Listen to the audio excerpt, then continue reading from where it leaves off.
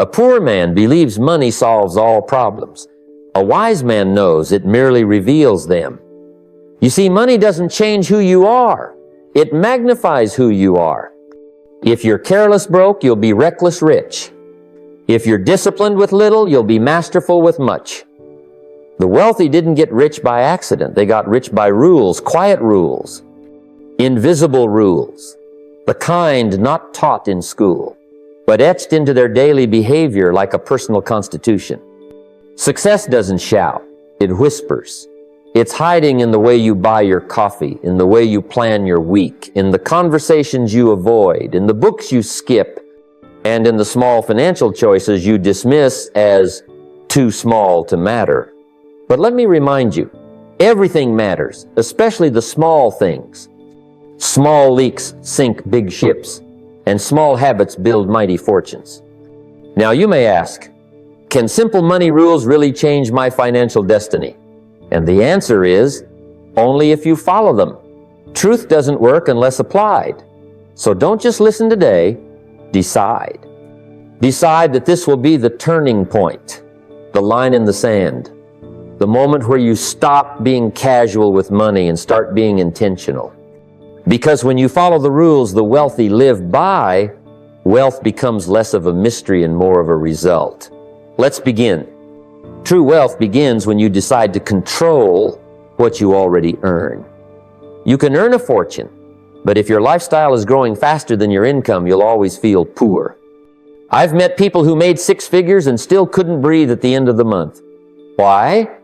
Because they never learned the foundational rule. Spend less than you earn and invest the difference. Now, this isn't about deprivation. It's about mastery. The 70-30th rule changed my life. Live on 70% of what you make. Take the first 10% and give it to your church, your community, a cause that matters. Why? Because giving disciplines the soul. It tells your money that it works for you, not the other way around. Then take the next 10% and save it. This is your cushion, your security, your reserve when life throws a surprise. And the last 10%, that's where the magic begins. Invest it. Let it go to work while you sleep. That small stream, if nurtured wisely, can one day become a river. I started with very little. The first time I tried to put this rule into action, it felt impossible. I said, I don't have enough to give, save, and invest. But the truth is, I didn't have enough not to. I had to rearrange. I cut out what didn't matter so I could fund what did. I stopped trying to impress people who weren't paying my bills. I stopped dressing like a millionaire before I became one. That's the trap so many fall into. They look wealthy, but they're broke behind the curtain. Discipline is the gatekeeper to financial freedom. Every time you resist the urge to buy what you don't need, you reinforce the habit of self-control. And it's not the one-time big decisions that change your life, it's the tiny daily ones. The coffee you skip, the subscription you cancel, the impulse you deny these small choices, build the character that can handle wealth. You see, when you get in the habit of saving and investing a portion of every dollar, it becomes automatic. And once it's automatic, it becomes powerful. You start to see options you didn't see before. You sleep better. You make decisions from a place of strength, not stress. That's when your money becomes a tool, not a tyrant. And remember, wealth is attracted to discipline, not desire. Everyone wants to be rich. But wealth doesn't respond to wishing. It responds to structure, to intention, to the quiet decision you make every month when you sit down and give your dollars a purpose. So if you're serious about changing your financial future, don't wait for more income. Start by managing what you already have with excellence. Spend less than you earn and invest the difference. The road to wealth isn't paved in luxury, it's paved in wisdom. If there's one thing the wealthy understand with absolute clarity, it's this. Never let one stream determine your entire financial life. One income is a rope tied to your ankle. If that rope gets cut, so does your security. Most people walk a tightrope with no safety net. Their job pays the bills and that's it. But the wealthy, They build nets, multiple nets. Because they know security doesn't come from a paycheck, it comes from independence. And independence is built with multiple streams of income. Now, I'm not suggesting you quit your job tomorrow and try to start 5 businesses at once. That's chaos, not strategy. I'm talking about layers, deliberate, thoughtful layers of income. You start with your main job, this is your core stream. But while you're working there, you begin planting seeds elsewhere. Maybe you write, maybe you teach, maybe you sell a product online. Maybe you invest in real estate or dividend-paying stocks. The form doesn't matter as much as the principle. Never depend on one source. One source is a fragile foundation. The moment you add a second, you increase your financial stability. Add a third, you multiply your freedom.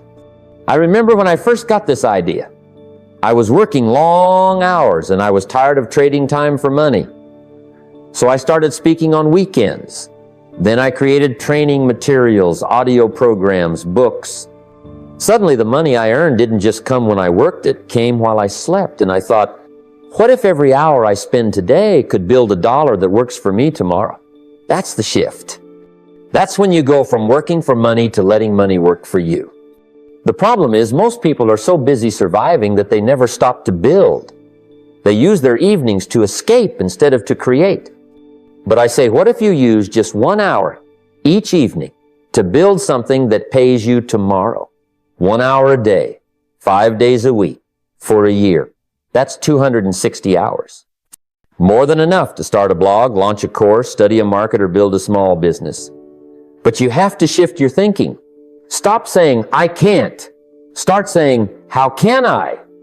The beauty of multiple streams is not just the income, it's the peace of mind.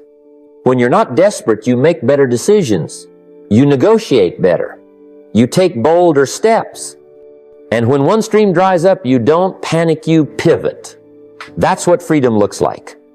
And let me be clear, this isn't a get-rich-quick plan, it's a get-rich-deliberately plan. It takes time, it takes effort. But the reward is that you'll no longer be a prisoner of one paycheck. You'll have options. And in a world that keeps changing, options are power. So, begin now. Don't wait for the perfect idea. Don't wait for permission. Take what you know, package it, and offer it to the world. Develop multiple streams of income. And you'll find that freedom isn't found in more hours, it's found in smarter streams. Let me share a secret that changed the entire trajectory of my life. Your income will never grow beyond the person you become. You see, most people are working harder on their job than they are on themselves, and they wonder why the paycheck doesn't grow. The truth is, your job may give you a living, but working on yourself will give you a fortune. That's the real equation. The marketplace rewards value, and if you want to earn more, you have to be more. Not just in your output, but in your insight, your attitude, your discipline, your very presence. I remember being a young man, broke and frustrated. I had ambition, yes. But ambition without education is like a sailboat without wind. It looks like it can go far, but it just sits there. So I started asking different questions. Instead of asking, why won't they pay me more? I started asking, how can I become someone they'll pay more to? That shift was the beginning of everything for me. I started reading. At first, just 10 pages a day. That led to hundreds of books on economics, philosophy, leadership, and communication. I listened to tapes while driving. I took notes. I reflected. I started learning new skills, how to speak, how to sell, how to teach. And slowly but surely, something amazing happened. People began to notice. Opportunities began to appear. And it wasn't because the world had changed, it was because I had. When you improve, everything around you improves. You bring more to the table. You're not just clocking in hours, you're adding insight, strategy, and wisdom. Employers notice. Clients notice. Partners notice. The world starts treating you differently when you treat yourself differently. I often say, success is something you attract by the person you become. And becoming that person is a daily commitment. It's not about sudden transformation, it's about consistent elevation. 1 hour of reading each evening, 1 new habit per month, 1 course completed, 1 fear faced. These are the bricks that build your value. Let's be honest. Too many people are busy polishing their resume and neglecting their character. They're updating their profiles, but not upgrading their thinking. But the world doesn't just pay for effort, it pays for effectiveness. And effectiveness comes from growth. If you want to change your bank account, start by changing your personal library. Want to increase your salary? Increase your skill set. Want to run a business? Learn how successful people think, act, and decide. Learn how to manage time, manage people, and manage pressure. Because once you grow into someone who can handle more, life begins to hand you more. Don't wait for your boss or the economy or your circumstances to improve. Work harder on yourself than you do on your job. Because your job may give you the check, but you are the one who determines how many zeros get added to it. Let me tell you something that's too often overlooked. Wishing is not a strategy. Hoping to be wealthy won't make you wealthy. Hoping to retire early, to own a home, to have investments that grow, these are all noble desires, but unless they're backed by a plan, they're just dreams. And dreams left unattended tend to fade into regret. What you need isn't just more income, you need more intention. You need a financial plan. A clear, simple, personal roadmap that tells your money where to go instead of wondering where it went. Now, when I talk to folks about building a plan, they often think it has to be complicated, some big spreadsheet or investment portfolio. But planning isn't about complexity. It's about clarity. A financial plan is simply you telling your money what to do before it decides for itself. Because if you don't assign your money a job, it will find its own way to leave you. One impulse purchase here, one unnecessary subscription there, and before long your future is being financed by distractions. The wealthy don't leave their money to drift. They give it a destination. When I started putting a plan in place, I didn't even have much to manage. But that didn't matter. I decided I would treat my few dollars like many. Because one day, they would be many. I used the 70-30th rule. Live on 70%, save 10%, invest 10%, and give 10%. That simple structure was my first real financial plan. It helped me gain control. And with control came power to grow, to adapt, and eventually to multiply. You don't need a financial advisor to get started. You just need a notebook and an honest conversation with yourself. Ask, what do I want the next year to look like financially? The next 5? How much do I want saved? How much invested? What debts do I want eliminated? What income streams do I want to build? Write those answers down. That's your blueprint. And once you have a blueprint, you've shifted from dreaming to directing. Let me say this clearly. Even a high income will slip through your fingers without a plan. I've met people earning 6 figures who live paycheck to paycheck because their money had no mission. And I've met people with modest wages who retire wealthy because every dollar was given a purpose. It's not just what you earn, it's what you do with what you earn. Intentional money becomes powerful money. And power is what turns today's choices into tomorrow's freedom. Planning gives you the confidence to say no to short-term temptations because you've said yes to long-term goals. It's what allows you to walk into a store and walk out empty-handed, not because you can't afford something, but because you know what you're building. And that clarity, that conviction, is worth more than anything you could buy on a whim. So don't just wish for a better future plan for one. Write it down, break it down, and start working the steps. Because when you build a plan, you're not just managing money, you're managing destiny. Let me share something with you that could make all the difference in your financial future, and it's so simple, so quiet, that most people overlook it. Wealth is not built in bursts of brilliance. It's built in systems, routines, quiet little mechanisms that work while you sleep, while you work, and while you live. It's the things you put on autopilot that often produce the biggest results. That's why one of the most powerful steps you can take toward financial freedom is this: automate your wealth-building habits. Now, here's what happens to most people. They start the month with good intentions. They say, this month, I'm going to save more. I'll invest after I pay the bills. But by the end of the month, guess what? Life got in the way. The car needed repairs. They ate out a few more times than they planned. There was a sale on something they didn't need but couldn't resist. And by the time the dust settles, there's nothing left to invest. Again. So here's the solution. Take the decision out of your hands. Don't wait to see what's left. Decide in advance. Set it up automatically. Create an auto transfer from your checking account to your savings account or brokerage account the moment your income arrives. Not a week later. Not when you feel ready. Immediately. Because wealth is not an emotional game, it's a system game. Emotion tells you, let's wait until it feels right. A system says, it's already done. I did this when I was young.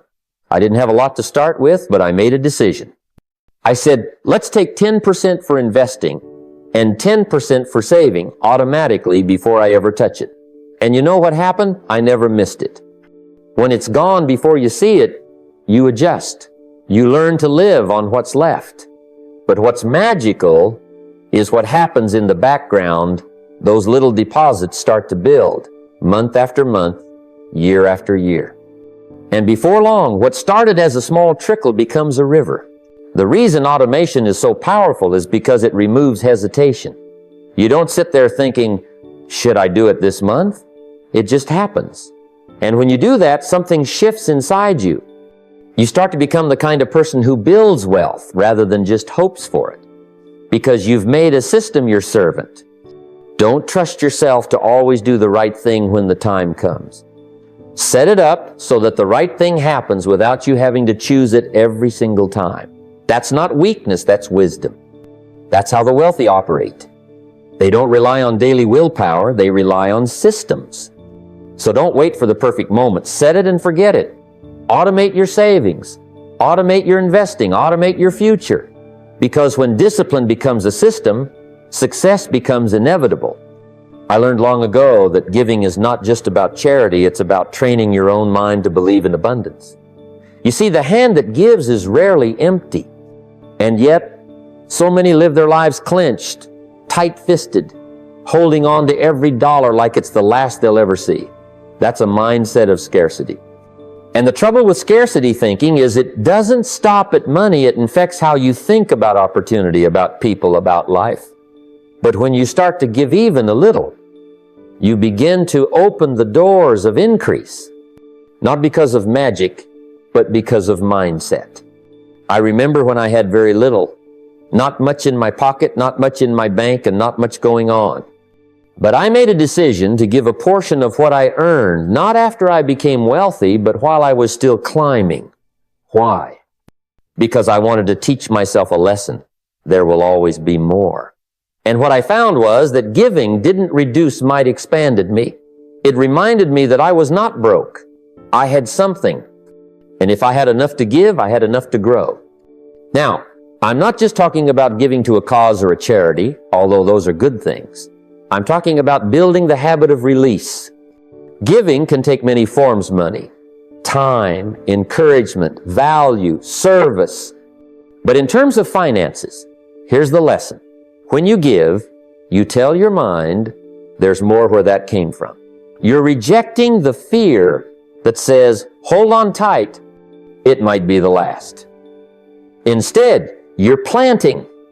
And when you plant, you activate the law of the harvest. The farmer doesn't cry when he gives up his seed, he smiles because he knows what's coming. And there's a spiritual and emotional strength that develops when you give, because giving requires trust. Trust that what you gave wasn't lost, it was sown. That's why wealthy people often build giving into their routines. They understand that wealth is not just about accumulation, it's about circulation. And giving keeps the flow moving. When you stop the flow, the river dries up. But when you give, you create space for more to come in. I've watched people break the chains of financial fear not because their salary doubled, but because their thinking shifted. And one of the most powerful triggers of that shift was giving. It's not the amount that matters, it's the intent. If you can give $10 from $100, you can give $100 from $1,000. And if you can do that consistently, you've mastered something far more valuable than cash. You've mastered the wealth mindset. So if you want to begin your journey to abundance, start with this simple, courageous act. Give, even a small portion. Do it deliberately, do it cheerfully, do it regularly. Because when you give, you prove to yourself that you have more than enough and that belief alone could change your life. Let me share with you one of the simplest but most neglected principles of wealth. Track every dollar with precision and purpose. Now, that might sound like something only an accountant would get excited about, but let me tell you, this is not just about math, it's about mindset. It's about stewardship. It's about taking control of your financial life rather than letting it control you. Because the truth is, if you don't know where your money is going, it's probably already gone. And nothing creates more stress, more frustration, or more regret than money that disappears without explanation. You see, wealthy people think like managers, like stewards. They don't just earn and spend, they observe and direct. They know where every dollar sleeps at night. They treat their money like employees, and each one has a job. This dollar is for saving, that one is for investing, this one buys food, and that one pays down debt. There is no mystery. There's no guessing game, because what gets measured gets improved, and what gets ignored gets wasted. When I first started changing the way I handled money, I had to admit I was flying blind. I was working hard, bringing in income, but I couldn't explain where it was going. So I got a yellow legal pad, sat down with my bills, my bank statements, and my receipts, and I started writing. Income at the top, expenses down the left, totals, categories, debts, savings. Month after month, I got clearer and clearer. And let me tell you, the moment I started tracking my money started behaving better. Not because it changed, but because I did. Now today, of course, we've got budgeting apps, spreadsheets, digital wallets, and automatic reports. There are more tools than ever to help you track with ease. But the principle hasn't changed. If you don't bring attention to your money won't bring results to your life. It will quietly leave you, and you'll be left wondering where it went and what happened to all that hard work you put in. I recommend you review your numbers every month like a business owner checks a balance sheet. Don't skip this. Track your income, your fixed expenses, your variable expenses, your debts, and your investments. Keep an eye on your net worth, your assets, minus your liabilities. That number may start small, but if you give it consistent attention, you'll see it grow. And that growth will not only change your bank account, it will change your confidence. Because when you know the score, you start playing to win. Let your financial awareness rise as your financial position rises. Remember, money is a terrible master, but a wonderful servant if you know how to lead it. And leadership begins with clarity. So be precise, be purposeful, and treat every dollar like it matters, because it does. Time, it's the great equalizer. We all get 24 hours a day. The poor, the rich, the dreamers, and the doers we all wake up with the same blank slate. But what separates those who build wealth from those who struggle isn't how much time they have, it's how they use it. Time, you see, can either be your greatest asset or your biggest liability. And here's the secret. It becomes an asset the moment you start putting it to work for you, not against you. One of the saddest mistakes I see people make is waiting. Waiting for the right time, waiting for more money, waiting until they feel ready. But every day you wait is compound interest lost. That's not just poetic, that's mathematics. Wealth is not built overnight. It is built by consistency, brick by brick, habit by habit, decision by decision. And that means if you start now, even if you start small, you're already ahead of 95% of the world. I remember when I learned the power of compounding, not just in money, but in effort. I was broke, not just financially, but in my thinking. I didn't believe I had what it took.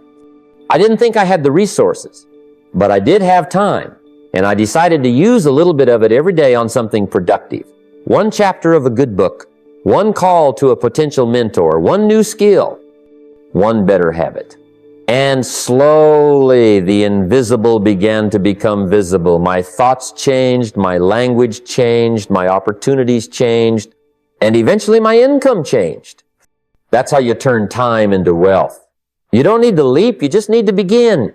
You begin by planting seeds, tiny seeds. Read 10 pages a day. Save $5 a day. Create something every day. Send one email. Learn one new word. Track your spending. Improve your offer. Build your list. That may not sound revolutionary today, but look again in a year. In 5 years. In 10. You'll have built something most people only dream of. And here's what I found. If you waste your time, you end up renting your life. You rent your hours to someone else. You rent your energy to the lowest bidder. But if you invest your time wisely, you eventually own your life. You get to choose your hours, your income, your influence. Not because of a sudden windfall, but because of disciplined choices made daily when no one was watching. I like to say that urgency is the seed of freedom. If you feel behind, good. That urgency is fuel. Use it. Don't waste another week in wishful thinking. Don't wait for the new year. The wealthy don't build wealth by waiting. They build it by starting now, starting with what they have, starting with a minute of focus, $1 of discipline, a single act of courage. Time is either working for you or working against you. The clock is always ticking. But if you're planting seeds while it ticks, then one day you'll look up and find a harvest. That's how you win. That's how you break through. That's how you make time your partner, not your prison. Use it, don't lose it. So here we are, at the edge of decision, the moment where knowledge must meet action. You've now seen the principles, the routines, and the mindset that create wealth, not just in dollars, but in discipline. Remember, the wealthy aren't lucky, they're deliberate. They think long term. They act with purpose. They track, they build, they measure, and they protect their time and energy like gold. And that's what you must do now, not tomorrow, not next year now. Start with what you have. Don't wait for the stars to align. Align yourself. Review your finances. Build a plan. Write your habits. Create your calendar. Speak the language of wealth, responsibility, discipline, clarity, and surround yourself with people who breathe progress, not excuses. Most of all, remember that success is not one giant leap. It's thousands of little, quiet, faithful steps in the right direction taken consistently. Wealth is not about a bigger paycheck. It's about becoming a bigger person. And you have everything it takes to begin that journey today. So here's the call. Pick one principle from this message and apply it before the day ends. One small shift, one decision. Because motion creates momentum. And once you feel momentum, you'll never go back. If you think clearly, work consistently, act boldly, and manage your time like treasure, then wealth will not be a question of if, only when.